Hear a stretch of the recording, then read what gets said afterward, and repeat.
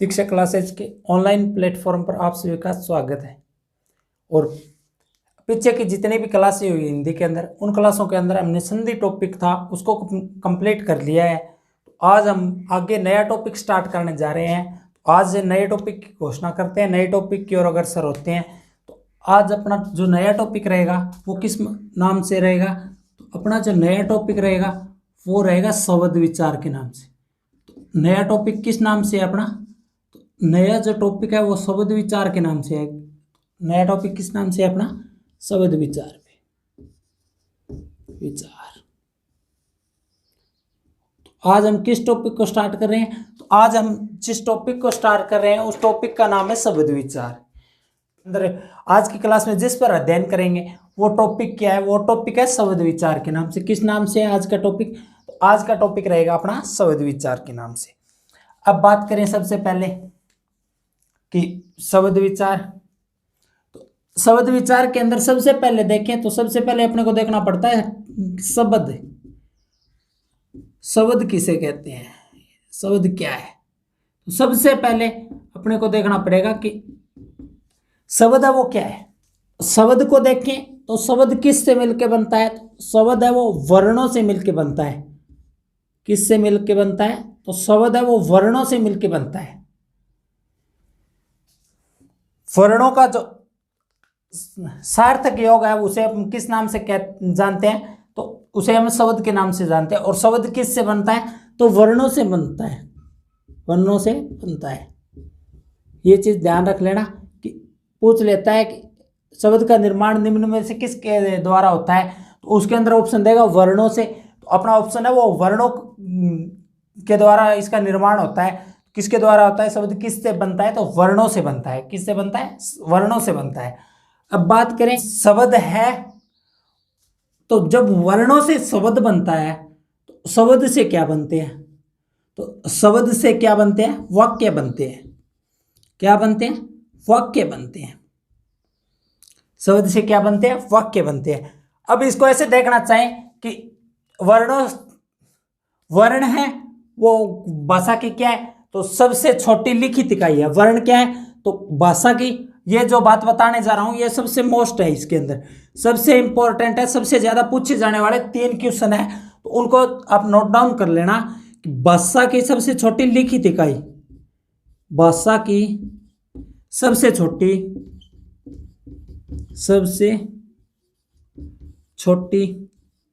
लिखित इकाई।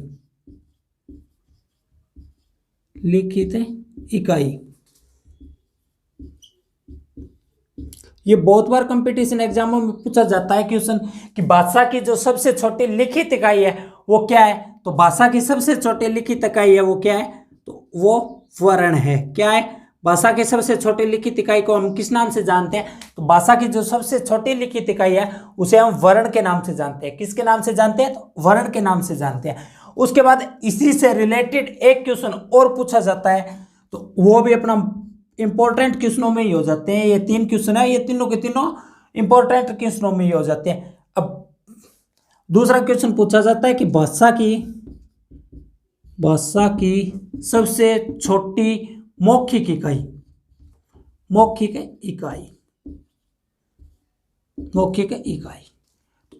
भाषा की सबसे छोटी मौखिक इकाई क्या हो जाती है? तो भाषा की सबसे छोटी मौखिक इकाई हो जाती है ध्वनि। भाषा की सबसे छोटी का अगर मौखिक इकाई पूछ लेता है तो अपना ऑप्शन राइट हो जाएगा ध्वनि। अपना आंसर क्या हो जाएगा? ध्वनि। अगर भाषा की सबसे छोटी लिखित इकाई पूछता है तो क्या हो जाएगा? वर्ण हो जाएगा। क्या हो जाएगा? वर्ण हो जाएगा। अब एक क्वेश्चन और पूछता है कि भाषा की सबसे छोटी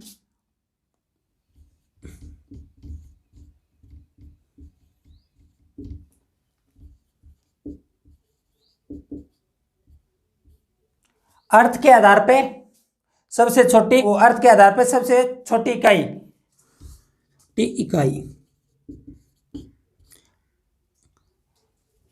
इस बात को 2 तरीके से पूछ सकता है वो। या तो कहेगा कि अर्थ की दृष्टि से भाषा की सबसे छोटी, वो पूछेगा कि अर्थ की दृष्टि से भाषा की सबसे छोटी इकाई। जब अर्थ की दृष्टि या अर्थ के आधार पे पूछ लेगा ना तो क्या हो जाएगा? तो हो जाएगा शब्द। क्या? शब्द। क्योंकि शब्द किससे मिलके बन रहे हैं? शब्द वर्णों से मिलके बन रहे हैं। किन से मिलके बन रहे हैं शब्द? तो वर्णों से मिलके बन रहे हैं। वर्णों का तो कोई अर्थ नहीं होता, वर्णों का कोई अर्थ नहीं होता। जब शब्द बन जाता है तो उसका अर्थ होता है। तो अब अगर इसका शाब्दिक अर्थ देखना चाहें कि शब्द किसे कहते हैं, तो वर्णों का सार्थक योग, वर्णों का सार्थक योग।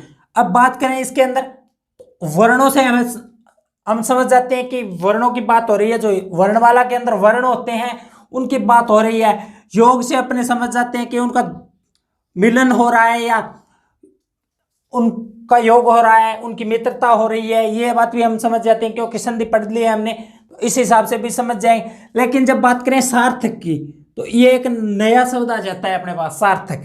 तो सार्थक किससे मिलके बना है? तो से, अर्थ और कह। यहां पे जो से है वो, ये जो से है ये सहित से है। ये किसका, क्या कह रहा है कि सहित, और अर्थ आ गया, और कह है ये क्या कहता है? अर्थ के। तो अगर इसका शाब्दिक अर्थ देखना चाहें शब्द का, तो वर्णों का सार्थक योग या सहित अर्थ के होता है, उसे हम किस नाम से जानते हैं? जो सहित अर्थ के होता है या अर्थ के साथ होता है उसे हम किस नाम से जानते हैं? तो उसे हम शब्द के नाम से जानते हैं। किसके नाम से जानते हैं? तो उसे हम शब्द के नाम से जानते हैं। अब बात करें इसके अंदर हमने क्या क्या अध्ययन किया है, तो इसके अंदर हमने देखा है कि वर्ण शब्द, सबसे पहले कोई भी भाषा हो उसके अंदर वर्ण होते हैं। क्या होते हैं? वर्ण होते हैं। उसके बाद वर्णों के बाद में क्या बनते हैं? तो वर्णों के बाद में शब्द बनते हैं। तो वर्णों से मिलके क्या बन रहे हैं? वर्णों का मेल होने या योग होने पे क्या बन रहे हैं? मेल होने पे क्या बन रहे हैं? तो शब्द बन रहे हैं। क्या बन रहे हैं? शब्द बन रहे हैं।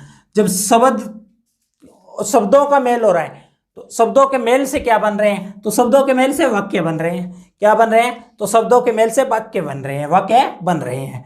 अब बात करें कि शब्द है, उसका अर्थ देखना चाहें या उसे शॉर्ट में देखना चाहें, जिस तरीके से अपने याद रख सकें, तो वर्णों का सार्थक योग है, उसे हम किस नाम से जानते हैं? तो वर्णों का सार्थक योग है, उसे हम शब्द के नाम से जानते हैं। अब इसके अंदर हम समझ जाते हैं कि यहाँ पे तो वर्णों की बात हो रही है, और योग है वो मित्रता या संबंध की बात हो रही है यहाँ पे। परंतु सार्थक का अर्थ देखें तो से अर्थ के या से अर्थ सहित अर्थ है के, यानी जो अर्थ के साथ होता है उसे हम किस नाम से जानते हैं? तो उसे हम शब्द के नाम से जानते हैं। उसके बाद 3 क्वेश्चन बताए जो प्रत्येक कंपटीशन एग्जाम में, इन तीनों क्वेश्चनों में से जिस भी कंपटीशन एग्जाम के अंदर हिंदी से क्वेश्चन आते हैं और शब्द विचार टॉपिक होता है, वहां पे इनमें से क्वेश्चन पूछ लिया जाता है। एक क्वेश्चन देखने को जरूर मिल जाता है। तो ये तीनों क्वेश्चन मोस्ट हो जाते हैं इसके अंदर। तो ये जब तीनों क्वेश्चन मोस्ट हो जाते हैं तो तीनों क्वेश्चनों को देखें तो फर्स्ट क्वेश्चन होता है कि भाषा की सबसे छोटी लिखित इकाई। सबसे पहला क्वेश्चन है कि भाषा की सबसे छोटी लिखित इकाई की बात करें तो भाषा की सबसे छोटी लिखित इकाई हो जाती है वर्ण। क्या हो जाती है? वर्ण हो जाती है। उसके बाद बात करें कि भाषा की सबसे छोटी मौखिक इकाई, भाषा की सबसे छोटी मौखिक इकाई। मौखिक का मतलब जो मुंह से बोली जाए, जो बोल ली जाती है, वो इकाई क्या है? तो वो इकाई है ध्वनि। क्या है? ध्वनि। ध्वनि भाषा की सबसे छोटी मौखिक इकाई है। उसके बाद अर्थ के आधार पर या अर्थ की दृष्टि से भाषा की इकाई पूछ लेता है, सबसे छोटी इकाई पूछ लेता है, तो वो क्या हो जाती है? तो वो हो जाती है शब्द। क्या हो जाती है? शब्द हो जाती है, शब्द हो जाती है। इसके बाद आगे बात करें, अब बात करेंगे इसके बाद हम आगे।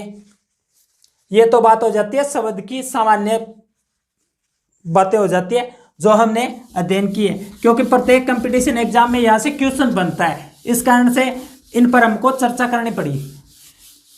अब बात करें कि इसके बाद आगे देखें तो क्या बात चल रही थी कि अर्थ की दृष्टि से भाषा की सबसे छोटी, वो सबसे छोटी इकाई, क्या? सबसे छोटी इकाई तो सबसे छोटी इकाई क्या हो जाती है? तो शब्द हो जाती है। सबसे छोटी इकाई क्या हो जाती है? तो शब्द हो जाती है। शब्द, भाषा की सबसे छोटी लिखित इकाई शब्द हो जाती है। उसके बाद बात करें आगे, तो आगे देखें, आगे पीछे हमने शब्द पे बात की, अब बात करते हैं कि अर्थ की दृष्टि से, किसकी दृष्टि से? अर्थ की दृष्टि से, की दृष्टि से भाषा के प्रकार,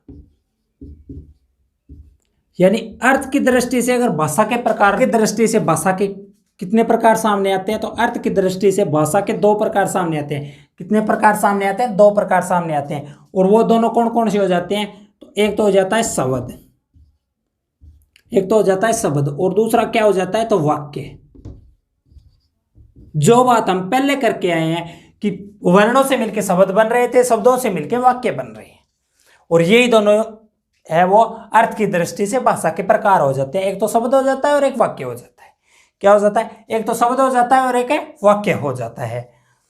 अब अपना टॉपिक है शब्द, तो हम बात करें शब्द के ऊपर। तो उत्पत्ति के आधार पर शब्द कितने प्रकार के होते हैं, इसके बाद बात करें कि उत्पत्ति, तो उत्पत्ति को हम जन्म भी बोल सकते हैं। अर्थ की दृष्टि से भाषा के 2 प्रकार देख लिए हमने, शब्द और वाक्य। उसके बाद बात करें तो शब्द की उत्पत्ति के आधार पर भेद,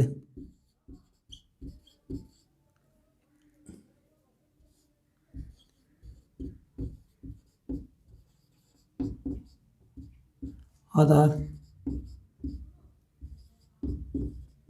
शब्द के प्रकार, तो उत्पत्ति के आधार पर ये कितने प्रकार के होते हैं? तो उत्पत्ति के आधार पर शब्द है वो 5 प्रकार के होते हैं। कितने प्रकार के होते हैं उत्पत्ति के आधार पर? तो उत्पत्ति के आधार पर 5 प्रकार के होते हैं। अब देखें वो 5 प्रकार कौन कौन से होते हैं। तो एक तो आ जाता है तत्सम, तत्सम, और दूसरा इसके अंदर आ जाता है तद्भव, तत्सम आ जाता है, उसके बाद तद्भव आ जाता है, और फिर इसके अंदर तीसरा आ जाता है विदेशी, और इसके अंदर जो चौथा आ जाता है वो आ जाता है देशज, और 5वां जो इसके अंदर आ जाता है वो आ जाता है संकर।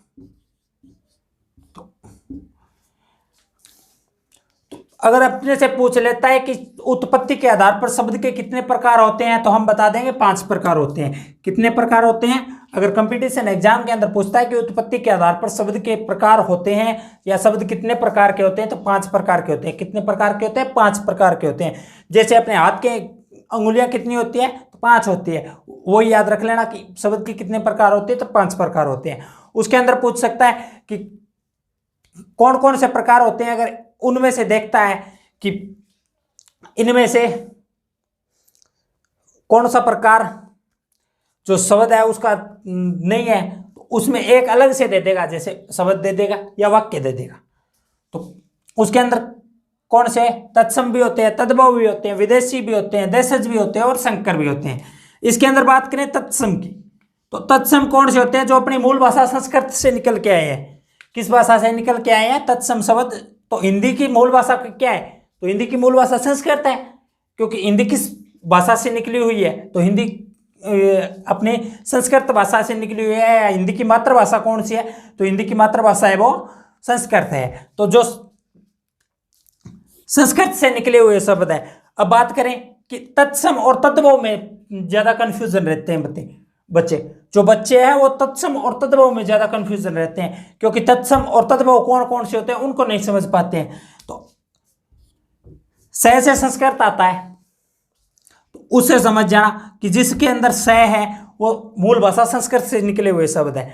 किस भाषा से निकले हुए हैं? संस्कृत से निकले हुए हैं। उसके बाद आते हैं तद्भव शब्द। तो तद्भव शब्द क्या होते हैं? जो संस्कृत भाषा से निकले हुए शब्द है या संस्कृत भाषा के जो शब्द होते हैं उसी के अनुरूप जो बोलने की दृष्टि से अलग भिन्न लगते हैं, अपने को कठिन लगते हैं, तो हम क्या करते हैं, हम उनकी जगह अपनी हिंदी भाषा के अंदर अलग शब्द होते हैं, हिंदी भाषा के शब्द होते हैं, उन्हें हम किस नाम से जानते हैं, तो उन्हें हम तद्भव शब्द के नाम से जानते हैं। और उसके अंदर जो विदेशी भाषाओं से आए हुए शब्द हैं, क्योंकि हिंदी भाषा क्या है, हिंदी भाषा है वो सभी भाषाओं को साथ समेटे हुए हैं, क्योंकि सभी भाषाओं के शब्द है वो हिंदी भाषा के अंदर मिलते हैं। किसके अंदर मिलते हैं? हिंदी भाषा के अंदर मिलते हैं, हिंदी भाषा के व्याकरण के अंदर वो शब्द मिलते हैं। तो जो विदेशी भाषाओं से आए हैं, विदेशों से आए हुए शब्द हैं, उनको भी हम अपने साथ समेटे हुए हैं हिंदी व्याकरण, तो उन शब्दों के हम विदेशी शब्दों के नाम से जानते हैं। अब बात करें देशज शब्द, तो कुछ शब्द ऐसे होते हैं जो बोलने में कठिन लगते हैं, या उच्चारण में कठिन लगते हैं, लिखने में कठिन लगते हैं, तो हम क्या करते हैं, हम उनका एक स्थानीय शब्द गठित कर लेते हैं। क्या कर लेते हैं? स्थानीय शब्द गठित कर लेते हैं, और उस स्थानीय शब्द से हम वो ज़्यादा लंबे टाइम से चलने के कारण, लंबे टाइम तक उसका प्रचलन रहता है, तो स्थानीय लोग उसको जानने लग जाते हैं, तो हम उसे किस नाम से जानते हैं, तो उन्हें हम देशज शब्द के नाम से जानते हैं। अब बात करें ये संकर शब्द क्या होते हैं, तो ये संकर शब्द ये होते हैं कि ये शब्द होते हैं, इनमें या तो तत्सम और तद्भव के योग से बन जाएंगे, या तद्भव या विदेशी के योग से बन जाएंगे, या देशज या विदेशी के योग से बन जाएंगे। इसके अंदर देखना चाहे तो ये दो प्रकार के शब्दों से मिलकर बने होते हैं, अकेले नहीं होते। इनमें से किसी भी प्रकार का दो प्रकार के शब्द हैं वो मिलके और इनका निर्माण हो जाता है। क्या हो जाता है? तो इनका निर्माण हो जाता है। तो ये शब्द के प्रकार थे कि उत्पत्ति के आधार पर शब्द के कितने प्रकार होते हैं, तो याद रखना 5 प्रकार होते हैं। कितने प्रकार होते हैं? 5 प्रकार होते हैं। उसके अंदर तत्सम, तद्भव, विदेशी, देशज और संकर। इसके अंदर ज्यादातर तत्सम और तद्भव के अंदर कंफ्यूजन रहते हैं बच्चे, तो तत्सम और तद्भव को देख लेना, क्योंकि जिसके अंदर से आ रहा है वो मूल भाषा संस्कृत से निकले हुए शब्द है। क्या है? मूल भाषा संस्कृत से निकले हुए शब्द है। और हिंदी ने क्या किया, तो हिंदी व्याकरण ने उनको वैसे की वैसे अपने अंदर समाहित कर लिया, मूल रूप में आए। जिस रूप में संस्कृत में लिखे जाते थे उसी रूप में हिंदी के अंदर भी आज प्रचलित हो रहे हैं, हिंदी व्याकरण के अंदर भी वो वैसे के वैसे चल रहे हैं।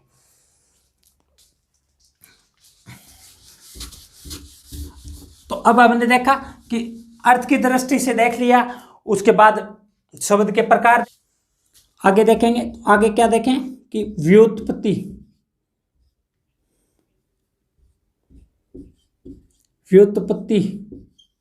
के आधार पर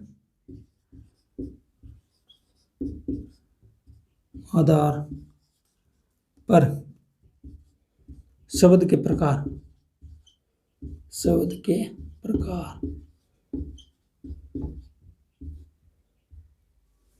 पर जो शब्द के प्रकार होते हैं वो कितने प्रकार के होते हैं, तो 3 प्रकार के होते हैं। यानी व्युत्पत्ति, तो व्युत्पत्ति को हम संरचना भी बोल सकते हैं, बनावट भी बोल सकते हैं। व्युत्पत्ति को हम संरचना भी बोल सकते हैं और बनावट भी बोल सकते हैं। बनावट, तो एग्जामिनर है वो व्युत्पत्ति न दे के यहाँ पर संरचना भी दे सकता है और बनावट भी दे सकता है। वो इस प्रकार से भी क्वेश्चन कर सकता है कि संरचना के आधार पर शब्द के कितने प्रकार होते हैं, तो 3 प्रकार होते हैं। कितने प्रकार होते हैं? 3 प्रकार होते हैं। अगर एग्जामिनर रहता है कि बनावट के आधार पर शब्द के कितने प्रकार होते हैं, तो बनावट के आधार पर भी शब्द के 3 प्रकार होते हैं। कितने प्रकार होते हैं? 3 प्रकार होते हैं। अगर व्युत्पत्ति के आधार पर पूछता है तो भी शब्द के 3 प्रकार होते हैं। कितने प्रकार होते हैं? 3 प्रकार होते हैं।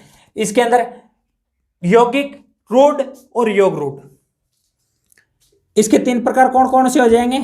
एक तो यौगिक शब्द, और दूसरा रूढ़ शब्द, और तीसरा क्या आ जाएगा? योग रूढ़ शब्द। योग रूढ़ शब्द तीसरा आ जाएगा योग रूढ़ शब्द।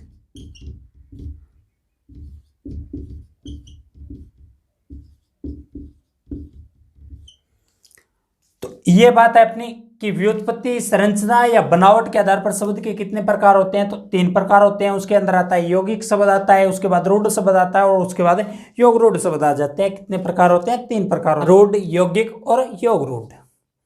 तो इसको इस प्रकार से याद रख लेना कि रूढ़ शब्द, उसके बाद यौगिक शब्द और उसके बाद योग रूढ़ शब्द। क्या? योग रूढ़ शब्द।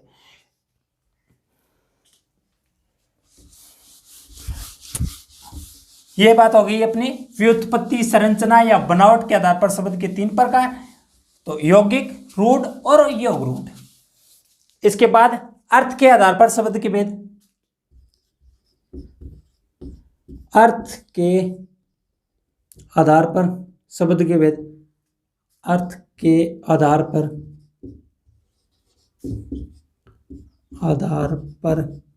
शब्द के भेद।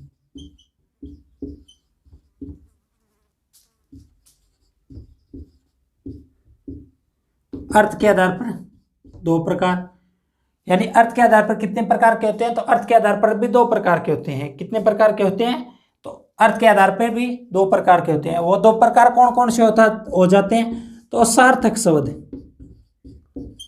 सार्थक शब्द। एक तो हो जाता है सार्थक शब्द, यानी सहित अर्थ के, जिनका अर्थ होता है वो सार्थक शब्द। उसके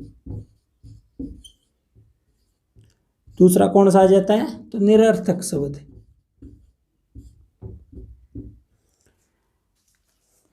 अब इनको देखें कि अर्थ के आधार पर शब्द के कितने भेद है? तो 2 भेद है। अर्थ के आधार पर शब्द के कितने भेद है? तो 2 भेद है। उसके अंदर आ जाता है सार्थक शब्द और निरर्थक शब्द। तो सार्थक शब्द जिनका अर्थ होता है, निरर्थक शब्द जिनका कोई अर्थ नहीं होता। क्या नहीं होता? इनका कोई अर्थ नहीं होता। क्या नहीं होता? बगैर अर्थ के होते हैं। क्या होते हैं? बगैर अर्थ के होते हैं। नहीं है वो, रहित, यानी अर्थ के रहित। किसके? अर्थ के रहित होते हैं ये शब्द। क्या होते हैं? अर्थ के रहित होते हैं। किसके रहित होते हैं? अर्थ के रहित। ये चीज ध्यान रख लेना। ये शब्द क्या होते हैं? ये अर्थ के रहित शब्द होते हैं। क्या होते हैं? इनका कोई अर्थ नहीं होता। ये अर्थ के बगैर होते हैं। क्या होते हैं? अर्थ के बगैर होते हैं। उन शब्दों को हम किस नाम से जानते हैं? तो उन शब्दों को हम निरर्थक शब्द के नाम से जानते हैं। क्या कहते हैं इन्हें? इन्हें निरर्थक शब्द कहते हैं। इसके बाद आता है कि विकार के आधार पर शब्द। क्या? विकार के आधार पर शब्द। तो विकार के आधार पर भी शब्द के 2 भेद होते हैं। कितने भेद होते हैं? 2 भेद होते हैं। अब इसके बाद बात करें कि विकार के आधार पर शब्द के भेद। विकार के आधार पर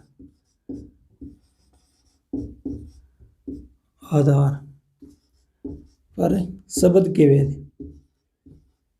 शब्द के भेद।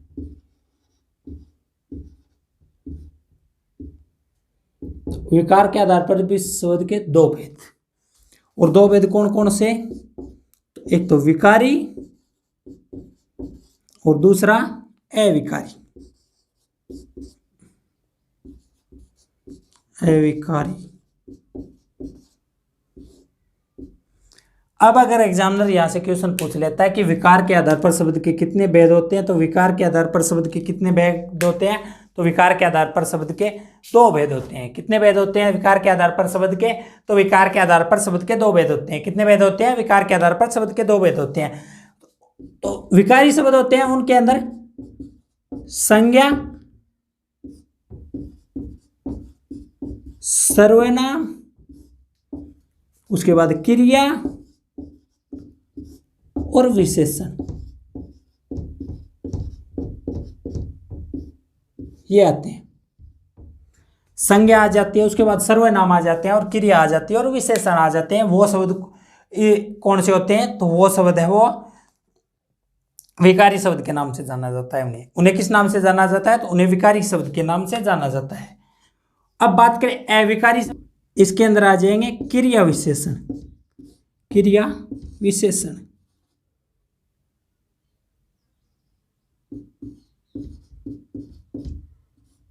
इसके अंदर क्या आ जाएंगे? तो इसके अंदर क्रिया विशेषण आ जाएंगे। क्रिया विशेषण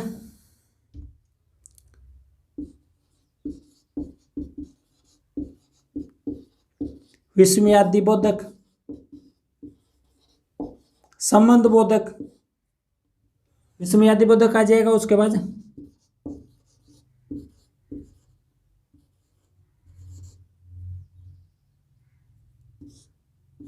समुच्चय बोधक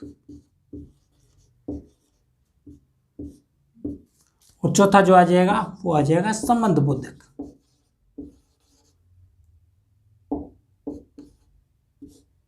संबंध बोधक।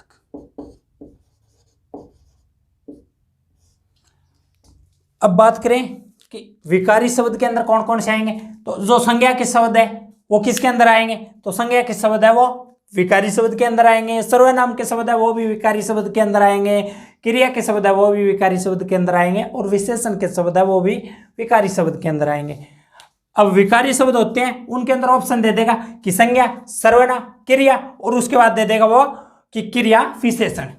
तो निम्न में से विकारी शब्द नहीं होते हैं, तो कौन से नहीं होते हैं, तो जो क्रिया विशेषण ऑप्शन के अंदर दिया गया होगा वो हो जाएगा कि क्रिया विशेषण के जो शब्द होते हैं वो है विकारी शब्द नहीं होते। क्या नहीं होते, विकारी शब्द नहीं होते। विकारी शब्द है वो चार प्रकार के ही होते। विकारी शब्द के अंदर चार ही प्रकार के शब्द आते हैं। वो संज्ञा आते हैं, सर्वनाम आते हैं, क्रिया आते हैं और विशेषण आते हैं। क्रिया विशेषण नहीं आते, विस्मयादि बोधक नहीं आते, समुच्चय बोधक नहीं आते और संबंध बोधक नहीं आते। तो ये किसके अंदर आते हैं, तो ये अविकारी शब्दों के अंदर आ जाते हैं। तो ये किसके अंदर आते हैं, तो ये अविकारी शब्द के अंदर आ जाते हैं। अब बात करें शब्द की कि शब्द के हम कितने प्रकार पढ़ के आए हैं कि उत्पत्ति के आधार पर शब्द कितने प्रकार के होते हैं। तो उत्पत्ति के आधार पर शब्द है वो 5 प्रकार के होते हैं। कितने प्रकार के होते हैं, तो उत्पत्ति के आधार पर शब्द के प्रकार, तो शब्द के प्रकार कितने हो जाते हैं, तो उत्पत्ति के आधार पर 5 प्रकार के शब्द हो जाते हैं। कितने प्रकार के, 5 प्रकार के। तत्सम, तद्भव, देशज, विदेशी, संकर, तत्सम, तद्भव, देशी, विदेशज और संकर, ये 5 प्रकार है। ये उत्पत्ति के आधार पर हो जाते हैं। अब सबसे पहले बात करें तो तत्सम शब्द, 5 प्रकार देख लिए कि शब्द उत्पत्ति के आधार पर शब्द के 5 प्रकार। तो सबसे पहले देखेंगे वो तत्सम शब्द देखेंगे। कौन से शब्द देखेंगे, तो तत्सम शब्द देखेंगे। सबसे पहले देखेंगे तत्सम शब्दों को। तो तत्सम शब्द, तो ये कौन से शब्द होते हैं, तो ये अपनी जो मूल भाषा है, हिंदी की मूल भाषा कौन सी है, संस्कृत है। कौन सी है, संस्कृत है। संस्कृत है। और ये क्या है, तो ये मूल भाषा है। क्या है, मूल भाषा है। मूल भाषा, ये क्या है, संस्कृत क्या है, तो संस्कृत हिंदी की मूल भाषा है। और संस्कृत के बाद जो भाषा आई वो भाषा आई पाली। उसके बाद कौन सी भाषा आई, तो प्राकृत और हिंदी।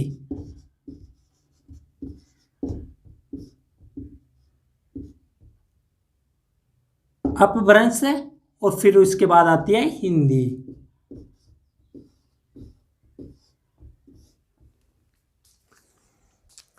तो तत्सम शब्द क्या है, तो अपनी मूल भाषा संस्कृत से आए शब्द है। वो संस्कृत क्या है, तो मूल भाषा है हिंदी की। अब संस्कृत के बाद कौन सी भाषा आई, तो पाली भाषा आई। उसके बाद प्राकृत भाषा आई। उसके बाद अपभ्रंश भाषा आई। और उसके बाद कौन सी भाषा आती है, तो उसके बाद जो भाषा बनती है वो हिंदी भाषा बनती है। कौन सी भाषा बनती है, तो हिंदी भाषा बनती है। कौन सी भाषा बनती है, तो हिंदी भाषा बनती है। संस्कृत से पाली निकली, पाली से प्राकृत भाषा निकली, और प्राकृत भाषा से अपभ्रंश भाषा निकली, और अपभ्रंश भाषा से हिंदी भाषा निकली। अब हिंदी भाषा की अगर मूल भाषा पूछता है तो क्या हो जाती है, संस्कृत भाषा हो जाती है। या मातृभाषा पूछता है, या हिंदी भाषा की जननी पूछता है कि हिंदी भाषा की जननी क्या कौन है, या हिंदी भाषा को जन्म देने वाली कौन सी भाषा है, तो संस्कृत भाषा है। कौन सी भाषा है, संस्कृत भाषा है। अब इनका क्रम भी पूछ सकता है कि कौन सी भाषा कहाँ से निकली, तो याद रख लेना कि संस्कृत से पाली निकली, पाली से प्राकृत निकली, उसके बाद अपभ्रंश निकली, और उसके बाद हिंदी भाषा बनी। क्या बनी, हिंदी भाषा बनी।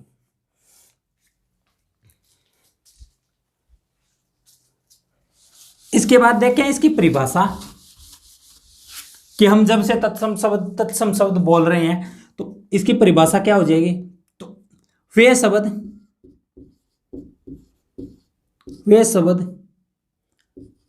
जो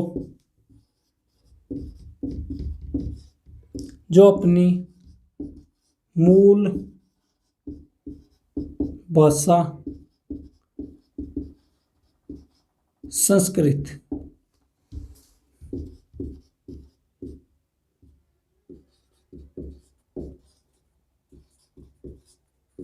अपनी मूल भाषा संस्कृत से हूबहू हिंदी भाषा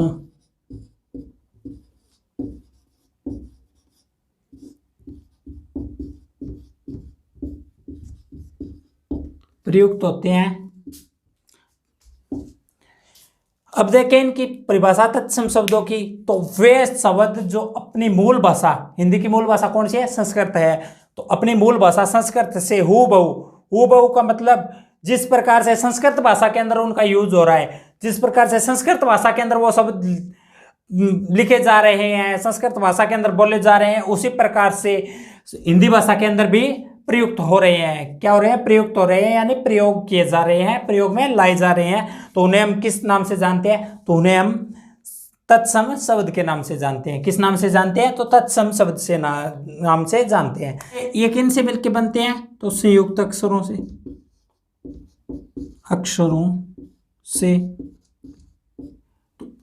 ये किन से मिलके बनते हैं? एक प्रकार तो इनका होता है ये संयुक्त अक्षरों से मिलके बनते हैं। उसके अंदर अपना अक्षय आ जाता है, उसके बाद त्र, उसके बाद ज्ञ और उसके बाद री आ जाता है। तो संयुक्त अक्षरों से मिलके बनते हैं, उनके अंदर अक्षय, त्र, ज्ञ और री आ जाता है। क्या आ जाता है? तो री आ जाता है, उसके अंदर री आ जाता है। उसके बाद अनुस्वार के प्रयोग से,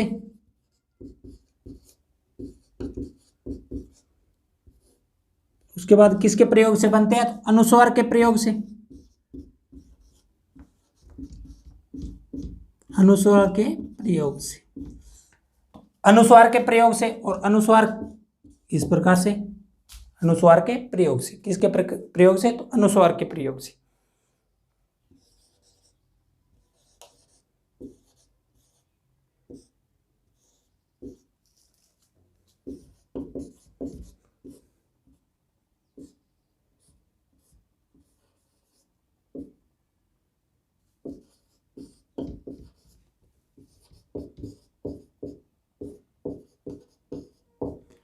इसके बाद कौन से आ जाते हैं? तो मूर्धन्य स्वर है जो री। कौन सा? तो मूर्धन्य स्वर के अंदर कौन सा है? तो री है। मूर्धन्य स्वर कौन सा है? तो री है। उसके प्रयोग से, किसके प्रयोग से? तो मूर्धन्य स्वर के प्रयोग से, मूर्धन्य स्वर री के प्रयोग से, यानी मूर्धन्य स्वर जो री है उसके प्रयोग से। और चौथा प्रकार जो इनका आ जाता है, जो बोल जाता है, जो बोलने में कठिन, बोलने, उसके बाद लिखने या पढ़ने में कठिन प्रतीत होने वाले, या पढ़ने में कठिन प्रतीत होने वाले, कठिन प्रतीत होने वाले,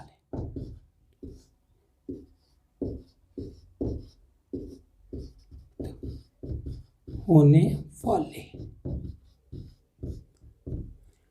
चौथा प्रकार, जो चौथे शब्द किस प्रकार के होते हैं ये?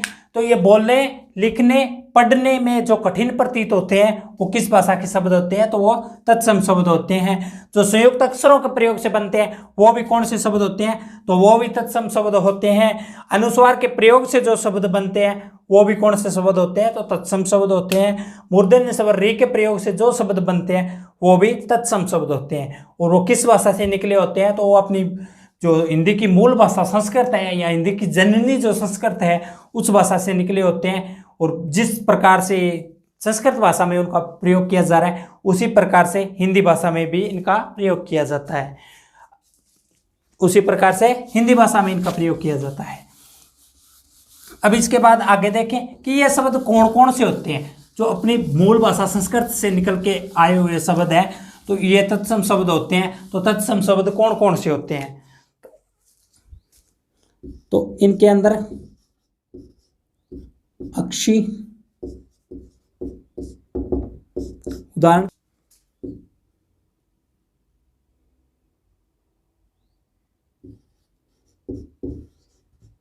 अमर,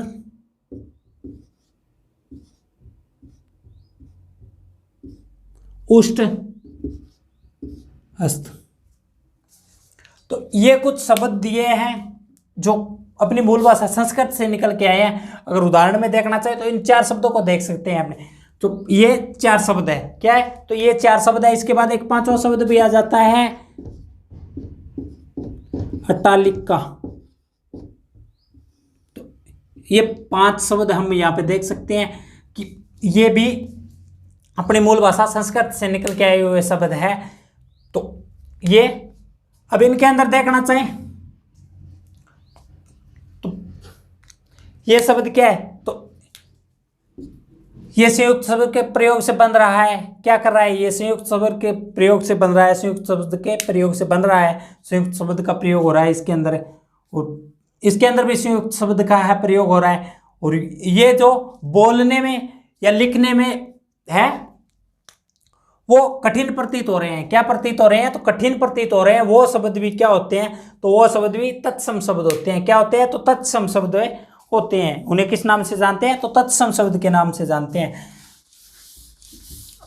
तो आज की क्लास में हमने क्या अध्ययन किया, तो आज की क्लास में हमने शब्द का अध्ययन किया कि शब्द किससे मिलकर बने होते हैं। शब्द मिलकर बने होते हैं वर्णों से, और वर्ण किस के योग से शब्द बनते हैं, और शब्दों के योग से किसका निर्माण होता है, तो शब्दों के योग से वाक्य का निर्माण होता है। किसका निर्माण होता है, तो वाक्य का निर्माण होता है।